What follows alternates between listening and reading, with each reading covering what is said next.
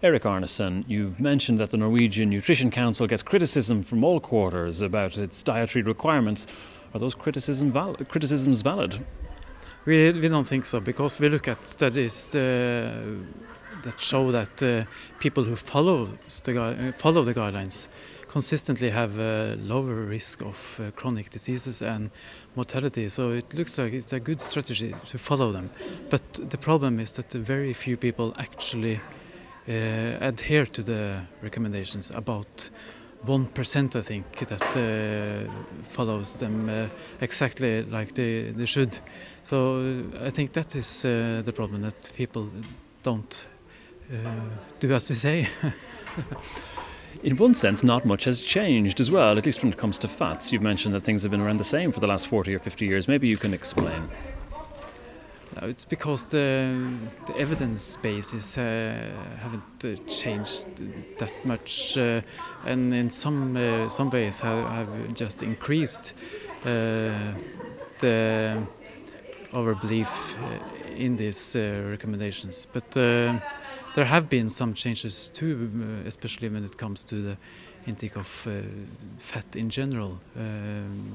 Earlier we said that you shouldn't eat more than 30% of your calories from fat, but just a few years ago that was increased to 40%, which is a very major change.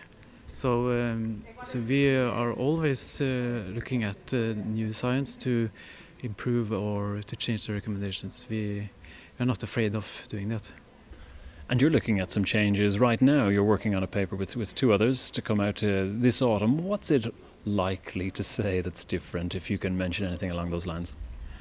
We are just checking if new studies that has come from the last 5 years support the previous guidelines on saturated fat or not. And we see that there hasn't come much new evidence to change them, not in a dramatic way, at least. What about in terms of foods in particular? Because perhaps there's a lack of discussion about what kind of foods to take rather than particular nutrients. Yes, and that's an area that we need even more research on, and I think that is perhaps the future, to look at the food, because food is so much more than one nutrient at a time. And we see that even if it's the major source of saturated fat in the Norwegian diet is dairy products.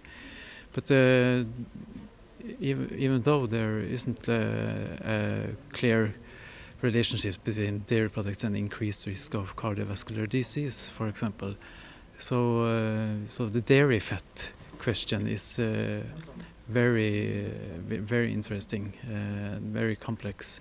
But earlier we said that that should be avoided together. But now we may have to refine it even more, on more and more specific about the foods. And a final question, your own conclusions based on this evening's debate and this evening's presentations? Yes, the conclusions are that some dairy products may be better than other dairy products. But I also think we have seen that in general it's good to include dairy products in the diet. Erik Arnesen, thank you very much.